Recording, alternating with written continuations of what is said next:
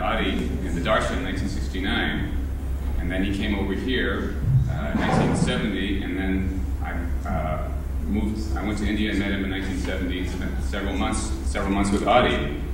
And those of you who met Adi knew the courage and the conviction that he had in Meher Baba's love. Adi's conviction was such that you could feel it when he would give interviews with people, and people would make 15, 20-minute interviews.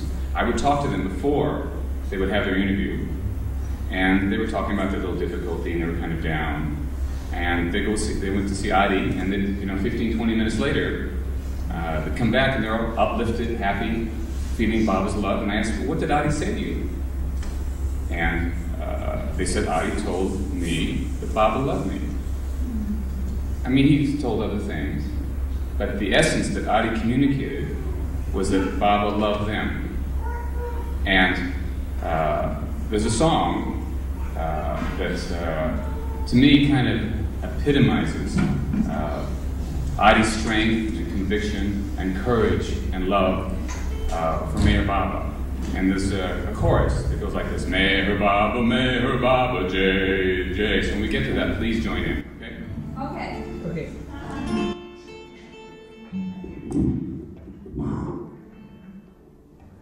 When Baba comes marching home again, hurrah, hurrah, give him a hearty welcome then, hurrah, hurrah. The men will cheer, the boys will shout, the ladies they will all turn out. We'll all feel great when Baba comes marching home. Meher Baba, Jai, Jai.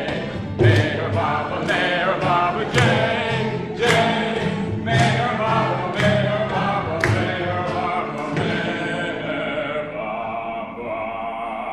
Jai, Jai, Jai, Meher Baba, Jai. The Santa bells will peal with joy, hurrah, hurrah. To welcome home our darling joy, hurrah, hurrah. The village lands at last these gay with roses they will pave the way. We'll all feel great when Baba comes marching home. Meher Baba, Jai, Jai. Meher Baba,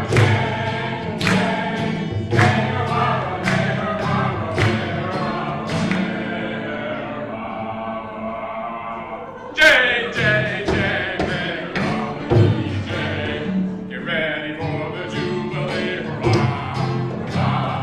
Give the hero three times sweet, hurrah, hurrah. The Lord is ready now to place upon his lonely throne. We'll all feel great when Baba comes marching home. Meher Baba, Jai, Jai. Meher Baba, Jai, Jai. Meher Baba,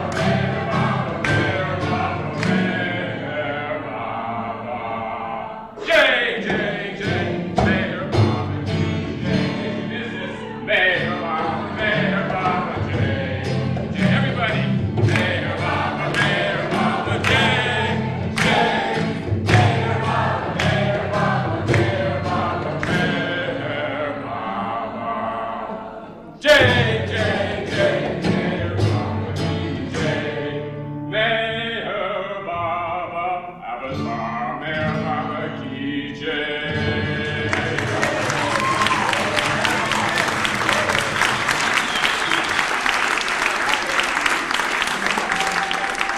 Jai Baba, welcome. Baba said to one of his lovers who had not met him physically like us, he said, "You've received the love I've come to give." Baba said, "You've received what I've come to give." What does Baba come to give? He's come to give the experience of his love. This person had not seen Baba with their eyes. They're like us. Most of us, except for a few fortunate ones like Andy, Shireen, and Freddie, maybe some else here, and have not seen Baba with their eyes. But what's the point of seeing Baba with our eyes? It's to experience him with our hearts. Baba's not come for a few thousand or 100,000 people. He's come to give the whole world the experience of his love. Apazi Maharaj said that during most times to experience the love of God, it's like one is in the desert. And with one's hands, you try to get some moisture. Struggling, and with a little bit of effort, with a lot of effort, you might get a little love, a little moisture. But he said during the time of the avatar, all you have to do is dip the cup of your heart, and his love is there. His love is everywhere. But what do? We say, no, I'm not worthy. No, I haven't met Baba. How can he love me? How can he love me? I haven't met him. I mean, it's fine for those that met him, or maybe those who live in India. But what can I do? I haven't met him. The one thing I've learned in living in India since 1975 is just how much Baba loves me. Not that he loves me more than he loves anybody else. I'm just gradually becoming conscious of how much he loves me. He loves us all. But the problem is we don't accept his love. I remember I was with Erich once in his room, and he was seated, and his shoe was there, and he sort of kicked his shoe with his foot. And he says he feels less worthy than that old shoe, less worthy of Baba's love than that old shoe. And I thought Erich was just trying to make me feel better, because I felt so bad not having met Baba. I thought he was just being humble for my benefit. And later, over the years, I realized he was being honest. The closer someone is to Baba, the more they're aware of their unworthiness in relationship to Baba. Not unworthiness in the sense of I am no good or lack of self-esteem. The closer someone is to Baba, the more aware they are of his greatness, his love. And if they look at themselves, then all they are is aware of their nothingness compared to him. I remember one time I was seated in Baba's Samadhi, in those days, before Charlie painted the inside of the tomb, and we can't sit inside anymore because the walls will get spoiled. Thank you. That was good work, good Charlie. Anyway, I could sit inside, and I felt this sort of feeling of love pour out of my heart. And I realized Baba was taking what belonged to him. Baba once asked Phyllis Frederick, where do you get the love that you feel for me? And she said, I don't know, Baba. Baba said, I give it to you so you can return it to me.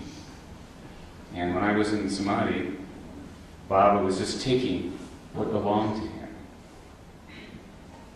And I realized all I could do, if I could do anything, was not get in the way. Not interfere with this flow of love from my heart to Baba. Baba was giving it to me, he was taking it away. So each one of us can be as close to Baba in our hearts as any of the mandali. This is his promise to us. He has come not just to give his love and blessings to a few people that met him. Through their experiences and their stories, we can derive the vicarious experience of their stories. Later on this evening, Shireen Bonner is going to tell her experiences of being with her uncle, Mayor Baba. And the love that he gave her, that interchange of love between her and Baba, that's for us. That's just not for Shireen. She's the vehicle. Anybody who's met Baba is the vehicle of love that we can all share. Baba has brought the ocean of love to our doorstep. All we have to do is dip the cup of our hearts wherever we are, and we can feel his love. Now, we can't go around telling people, the years I spent with Mayor Baba. But inwardly, in our own hearts, each one of us can be as close to Baba as any of the intimate mandali. Anyone spent any time with Baba. This is an experience that's open to us. This is for us. We should take it now. We should not miss this opportunity. Baba said that within 100 years after he dropped his body, his love would be available to us just as much as it would be when he's in the body. In a few weeks or so, Baba Kalchuri, one of Baba's intimate mandali, is going to be in Mariposa. You should not miss this opportunity to go see Babaji. He has lived with Baba, and like Adi, when he told people that Baba loved them, when you hear Babaji tell you that Baba loves you, you will feel that. Because of the intimate contact and his conviction and his love for Baba, he conveys that direct experience of Baba's love to the hearts of those that are there. And whether or not one goes or not, Baba is always here with you. Now Baba said, don't worry, be happy. This is the sort of title of what I was talking about tonight. The title of my talk was Don't Worry, Be Happy. When he says don't worry, be happy, he means don't worry, be happy in the heart. Because there's really no happiness in the world. There's only happiness in his love. Mani had said that when Baba said, don't worry, be happy, he was giving us his assurance of his love for us. It wasn't a wishful thought, Baba was saying. When he said, don't worry, be happy, that was the process of him giving his love and his joy in our heart. Mani tells the story of her dog Peter, Cocker Spaniel. It was a very cute little dog. It was Mani's dog. And it had the habit of falling asleep at Baba's feet. And one time, Mani had been given some important work by Baba to get done right away. And Baba's in Manli Hall, and Mani's on her porch, in her veranda. And Baba suddenly signals for somebody to call Mani, like it's urgent. And Mani comes running. Yes, Baba, what is it? And Baba points to Peter, when he's asleep.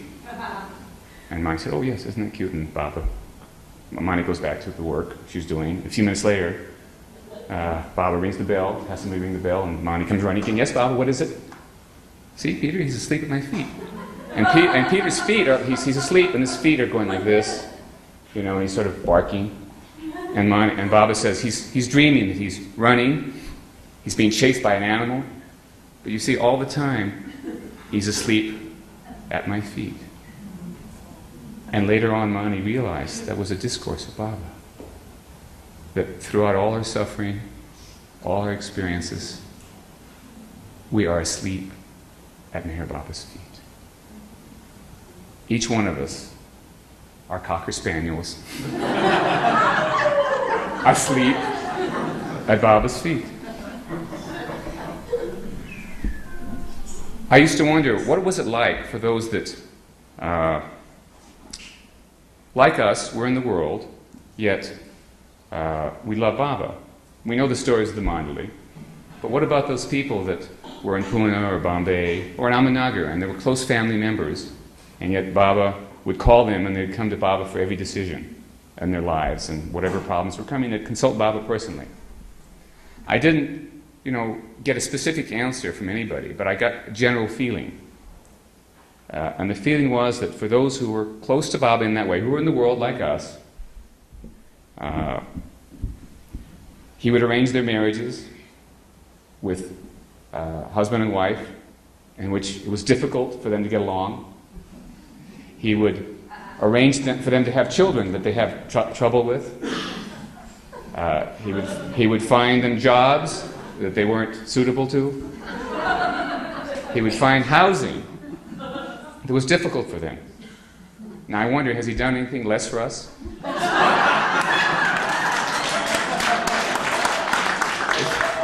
Is there anybody here who Baba does not love enough? Is there anybody? Is there anybody who Baba's forgotten?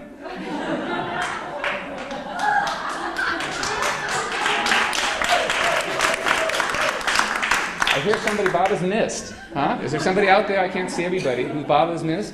Not here yet. Not here. Why does this happen? We come to Baba and we give him our love, and we say, take away this veil, take away this separation, I want to see you. Imagine for a moment, there's like a curtain here in front of Baba's picture. Baba's on the other side, Babaji's standing next to Baba, and we're seated here. And we turn to Baba and we say, Baba, take away this veil that separates me from you. Take away this curtain. I want to see you as you really are. I mean, haven't we, each one of us in our own way, said that? Not in those words, but we want to see Baba, we want to be with Baba. And so he turns to Babaji, he says that, he's very sincere, she's very sincere. You remove that curtain. One of the reasons I moved to India, or why I moved to India, is that I got so much appreciation and flattery from the Mandali. I thought, this is great. What do I need the world for? What do I need my career for? I want to be there all the time. 3 months was not enough. I thought if I lived there full time, I'd get all the juice, right? I could get the experience constantly.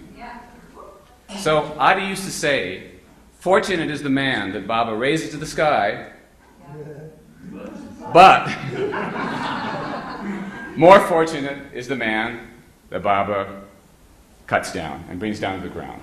Right? Ooh. So, I've had little experiences, not spiritual experiences, I would say. I've had some experiences, just to let you know how much Baba loves me. I'll tell you one of the experiences. Okay? In fact, one of them, I've come to the Sahavas here in 1992, and actually this is not the first time I was invited. I was actually invited in the mid-'80s. I had been wanting to come to California to see my family for some time and wanted to come to one of the Sahavas programs. And it was my birthday. And as I recall, I came to the office, and Bao had been invited to come to the Sahavas, but he was busy with the trust work. I mean, it's amazing now he could leave with all the work he has to do for the trust. But anyway, he was busy with the trust work and he couldn't come. So I arrived in my desk, my office one day, and I got this telegram on my desk waiting for me. And it was from Chris Pearson. Chris, are you out there? You remember this cable? Christine, sorry. And it said, sorry, Babaji can't come. By phone vote, you're invited to the Sahavas program. We are thrilled. And I looked at that telegram, and I couldn't believe it. All my wishes come true. I was going to be able to go to California, see all my friends.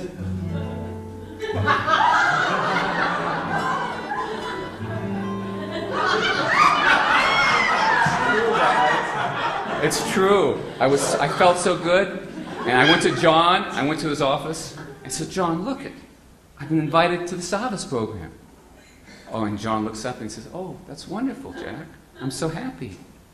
And so I said to John, what should I do? And I said, okay, what I'll do, John, is I'll go, you don't do anything without checking with the Mandali. So I first go to Babaji, and I walk over to Babaji's office, and I show him the cable, and he looks at it, and I said, any objection, Babaji? And he looks at me and he smiles. No, it's fine. I think, good. One hurdle crossed. So I go to Mani's office, and Mani's there, and she's busy, and I say, Mani, yes, she looks up. I got this cable, and I show her the cable, and she looks at it, and the atmosphere turns to ice. She looks at me and says, what will you say?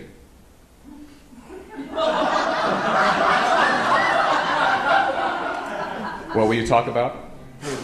I hadn't thought of that, actually. And I look at her again, sort of pleadingly. And she says, I don't object and I don't approve. And so I go back to my office, and I have a poster. Years ago in 1975, Marie Rhodes, who's not here, had prepared, because she's taking care of all of your children, so you can be here. She had prepared this series of programs in Northern California. Oh, is she right here? I know, that's what I said. She's taking care of the children. And, she had my name listed a bunch of talks. So I came and showed it to Mani. Like, see, Mani?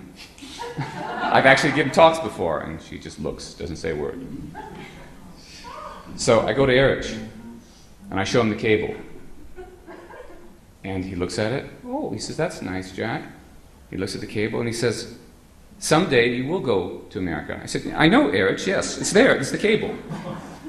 And yes, they've invited me, to the Sahavas program. So I'm all set to send a telegram to my father to inform him that I'm going to come to California after all these years, Dad. I'm going to see you and see my family. I was so excited. He heard that. He had somebody call me. And Erich said, look at the cable again, Jack. And I'm looking at the cable. I said, right, Invited the Sahavas. I'm going to be this guest speaker, and everybody's happy. They're thrilled, I'm thrilled. And look at it again. He said, where was it sent from? And I'm looking at it again. And what time, where was it sent from? And I'm looking at the source of the cable. And I realized it was sent from Ahmednagar.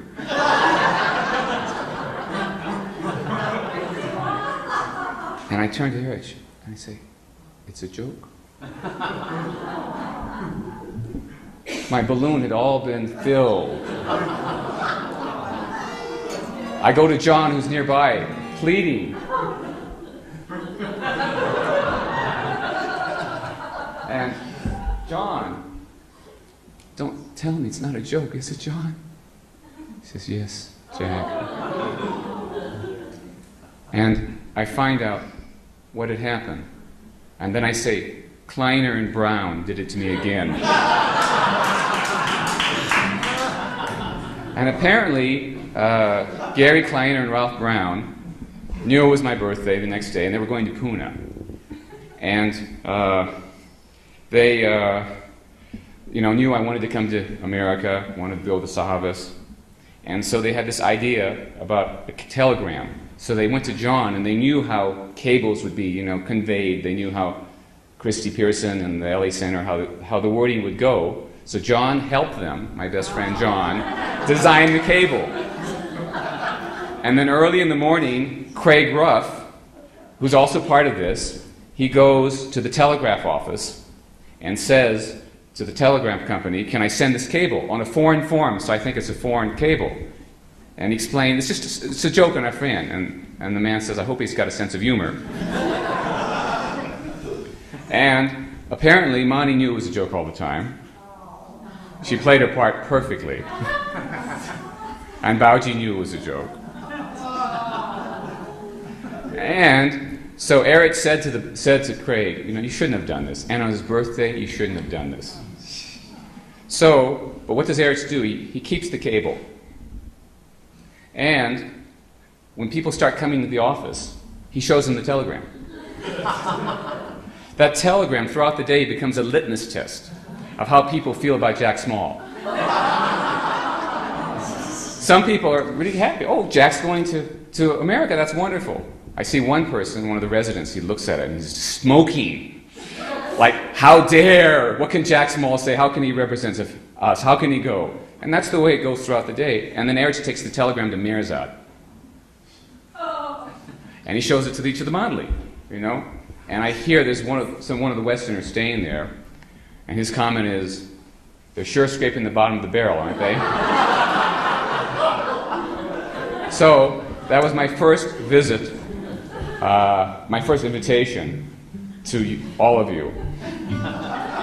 And then, as I was planning this trip, I got a message in the phone that this Sahavas might be canceled. Again, because of lack of attendance.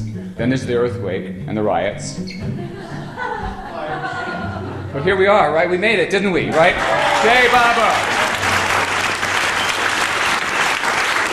I had an interchange, to put it mildly, with one of the residents in the trust office. This person flew up in anger, really was upset with me. And that kind of rattled my morning. This is before the Mandali came. And so when Mani comes into the office, thank you, dear. So sweet, thank you. When Mani comes into the office, first thing she does is turns to this particular person, and she's very excited. She says, look what I found. I found this glass negative of Baba. Now, the original photos, the older photos in the past were not in film, they were in glass. So she found a photograph that was like no one had ever seen before. They didn't even know existed, and going through their archives. And it was a very exciting morning. Unfortunately, there was a little kind of crack through the photo, but she was talking to this particular person about how to get it repaired, and they felt they could get it repaired, and it wouldn't, prevent us enjoying the photo. And that was the morning's activities. And we were all thinking about this photograph, looking forward to when we could see exactly what photo of Baba it was. So later that morning, this was on a Thursday. Usually I go to Meherzad on Thursdays, except if I have some work with Mani. And so I had this work with Mani to go over some contracts. And the contracts were in front of Mani's desk. She was looking at these contracts. And she was kind of correcting my English, which she does often. I'm so fortunate to have the chairman, Sister of the Lord, proofread my papers. Craig Ruff is in the corner. He's sort of watching what's going on. And I've been, as Mani's trying to see and make the corrections, he's trying to understand what's going on. And I lean forward and put my hand on her desk. And as I do, sort of support myself, I feel this crack under my hand. And suddenly my face turns white and flush. And Craig looks at me, and he wonders what's wrong. And then, was I so upset and disturbed by what Mani had said about the papers, and then Mani gets a phone call. And I turn to Craig, and I say, Craig, I said, I look at him tight. I turn to Craig, and then he says, what is it, Jack? And he said, you're disturbed about the contract? And I said, the glass negative, Craig. I think I may have heard it. Craig is quiet. And he goes and looks at the negative. And he says, and I ask him, does it hurt? As if it's an animate object, right? And he says, it's shattered. And I think, what should I do? Should I tell Mani? I don't know what to do. And I think maybe Mani will know that I did it. And so she comes back to the office, and I say, Mani, yes, she's ready to go with the contract. I said, you remember that negative that you had brought this morning? And she says, yes. I said, I think I might have injured it further, because when I was talking to you, I put my hand on it, and I might have hurt it, She looks at it, she picks it up, looks at it, turns her head without looking at me, and puts it behind her. And then I finish the contract, and I tell her I'm going to Meherzad, and she doesn't look at me. I assume she's so angry and so upset, she just can't look me in the face. So I go to Meherzad, and I have this I'm imagining that Mani and this other person are just tearing me apart. I'm totally being ripped to shreds, It's like I must have destroyed, the most precious photo of Baba that ever existed. And I have some other negative interchange with one of the other residents, and I go to Meherzad, and I see this person, and she's ready to confront me again, and I'm so mellow. I said, yes. I'm so surrendered to Baba. And I go to Baba's room, and I'm just totally broken. And unfortunately, I have an appointment to see Mani to talk about the contract on Saturday. And I'm actually afraid to go to Meherzad. I mean, this has never happened. I love Meherzad. And I'm afraid to go to Meherzad. And so Thursday night, Friday, I'm worrying, thinking about this. And so I go to Meherzad. And I can't believe it. She's so sweet to me. She's so nice to me. She had not discussed anything with this person, or said any. I had asked Craig, did she say anything about it? No discussion. And it's another example of how much Baba loves me, and how I worried, and I fretted, and I was concerned, and I know that he loves me. Steve, Chris Pearson, Adi, and myself were going to Hyderabad. And to get to Hyderabad, you go there by train. And the way you get the train is you meet it at a place called Manmad. And at this place, Manmad, the problem is the train originates from Bombay, then goes to Hyderabad. You're supposed to catch it in Manmad, and sometimes the seats are taken even though you've got a reservation.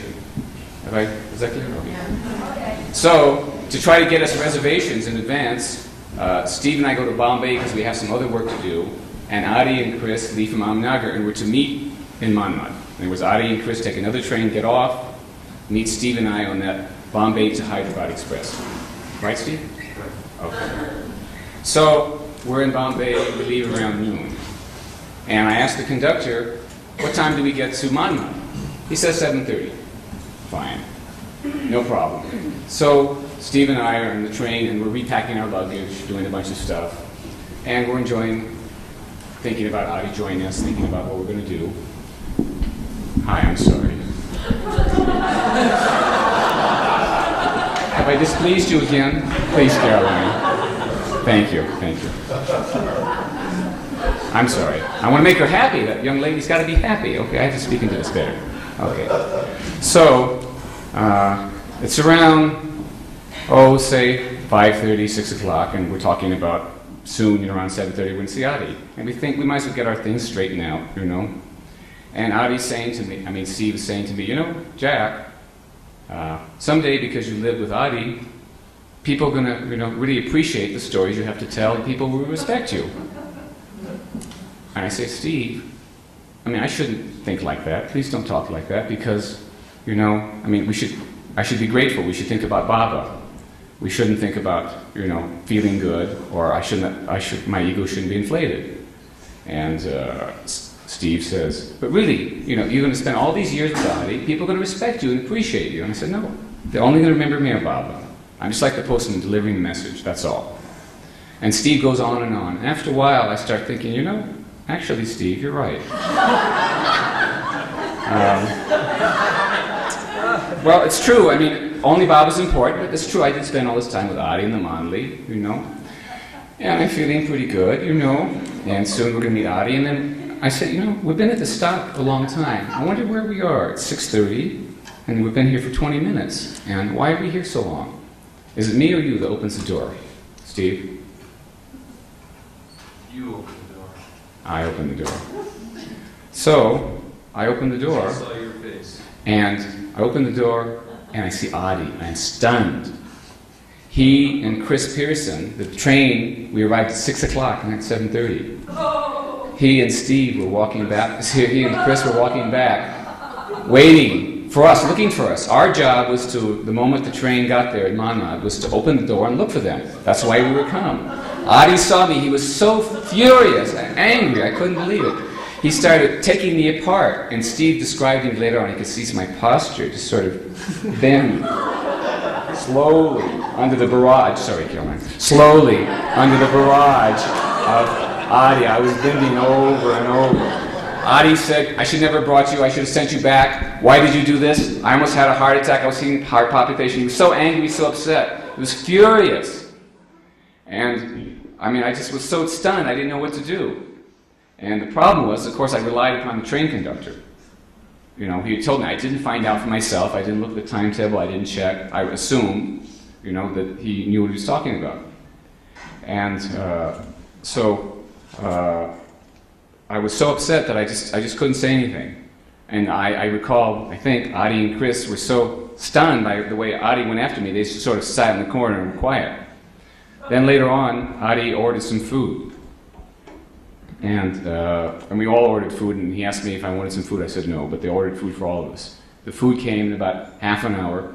I was still upset, shocked by what had happened. Food came, and Adi said, don't you want to eat? I said no. I didn't want to eat. I was just so upset, and I was angry too, I was upset, I was confused. So Adi takes the food in his own hands and feeds me with his own hands. So sweet. And that just dissolved my mood and my feeling after that. By the way, as a result of that experience, I found out all I could about train timetables. And some of you may be familiar with the book Welcome Home, a guidebook I put that together based upon the information I found trying to know everything about the trains.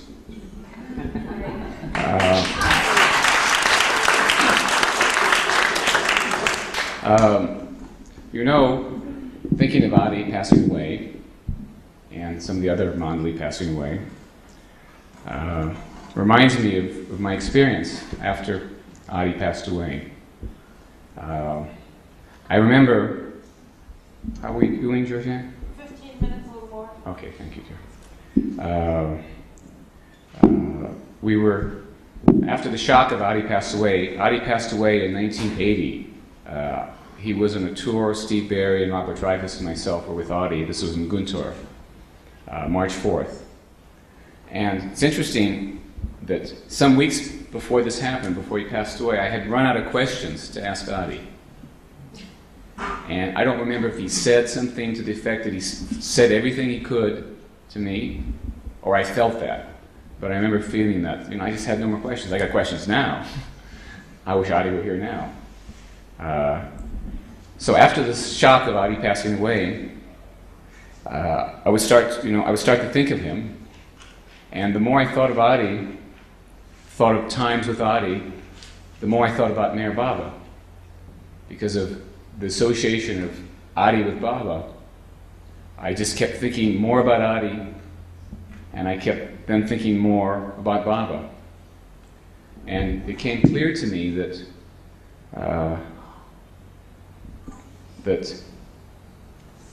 my external relationship with Adi had turned into an internal relationship with Baba. And all the time I thought it had been Adi who had been helping me, guiding me, training me, and it had been Baba. And suddenly, the things that he would say to me, I'd feel inside. And I remember, I think a year later, Padre passed away, and Heather Nadell was seated in front of Padre's room, which became Bob Street's office and room, and she was asking people questions of, experiences with Padre, trying to find out what, little anecdotes to include in the newsletter about Padre. And I asked her if she wanted to hear my experience of Adi passing away, and she said yes, and I told her the story. And she said that it reminded her of this, they have a kitchen they call the Savage's Kitchen, and the building material had come from an older, smaller kitchen near Alan Wagner's house. And as they were taking that material to put into the new kitchen, and as that the original kitchen was being torn down, Heather noticed that, the shade that had been provided, she felt sad that the shade would no longer be there. I don't know if you remember this, the way that shade was there, Jacko? And she thought, well, the shade will be gone once they take the roof of the building down. So later on, she happened to pass the same spot, and the roof was gone, and the shade was still there. It had been provided for by another tree, by a tree in the background, that she hadn't realized was providing the shade. And so it's natural for us to think that the Mandali, who we hear the experiences of Baba from, are the source of light and truth, and when they're gone, we can't experience that. But on the contrary, it's Baba through them. So what we have to do, Adi said, we have to take Baba, what we hear about him, through our minds, process it through our hearts, and then change our lives as coming from Baba. Then we'll feel his love. He said that take every situation that you find yourself in as coming from me, that it's my love for you. And what we do is we say, no, we can't do that. We're not worthy of that. We can't, it's only those people that live with Baba or with Baba can really lead a life that pleases him, that is with him. But we can be in the new life with Baba. Each one of us can be as close to Baba in our hearts internally as any of the Mandali. This is what I've learned being there, is that Baba loves me. And the more time I spend in India, the more I know he loves me. Not that he loves me more than anybody else, he loves us all equally. The problem is we don't accept his love. You see, our thoughts of, there's a difference between his thoughts, the Manli's thoughts of worthiness, and our thoughts of worthiness. I used to wonder, what was the feeling of Baba's love that the Manli felt? How did they feel Baba's love? How did they experience his love? And, I wanted to feel that. I wanted, there are examples. There are elder brothers in Baba. What did they feel? How did they feel his love? I wanted to feel that. And I remember one time there was a song by David Miyake from the East-West Gathering album. And it was, the song was The Moon is Low. And that was played for the first time before the Manli on the men's veranda. And as the song was being played, it was a very touching song. I wish David were here, he would sing it. And my heart was really feeling the description of the song, the feelings, and I happened to look up at Eric for a moment, and our eyes met for a moment, and he was feeling the same thing at the same moment. And I realized that the experience that the Mandali feel is the same experience as us. We feel the love is the same. He gives us the same amount of love, but what happens is that because of all the stuff in us, we block the love out, but it's the same love. He gives us the same love. Mara is an exception, right? But in terms of all the other Mandali, men and women Mandali, everyone that's met a Baba, including Shireen, we're going to hear our lovely stories in a few minutes, he gives us the same amount of love that he gives all of the lovers that met him. We should take each experience of love that we feel that he gives to one of the Mandali or someone's met him. That's our experience. Shireen's going to tell you our experience. All the love that Baba gave to her that we're going to hear in a few minutes, this is our experience. We can experience this. We should accept this love. This is for us. We should not think we're not worthy. We should not think that we're too great. And then what do we do with this love? That's the key. What do we do with the love? And if we do our best, strive to experience his love, try to please him, live a life that pleases him, then we'll feel more of his love. I know sometimes in Manly Hall people will ask Eric's details. Well, they'll say, well, Baba didn't comment about this drug or that drug. Or Baba didn't say about this particular circumstances, he didn't talk about this circumstance. And Eric says, everybody knows. Everybody knows what will please Baba. And even if we can't live that life, if we try and to say, Baba, I'm helpless, help me to please you, he will give us his love. He will give us the power and the strength. Each one of us have the power. Each one of us have the strength to love him and to obey him. Baba says that you can't control your thoughts. You can't control your emotions, but you control your actions. We can physically control our actions. And if we feel we can't control our actions, we can ask his help. If we can't ask his help, we can ask him to help us ask for his help. We can live a life as if we're with the Mandali, with Baba. We can live a life as if we're in the new life. We can take everything that's coming from him.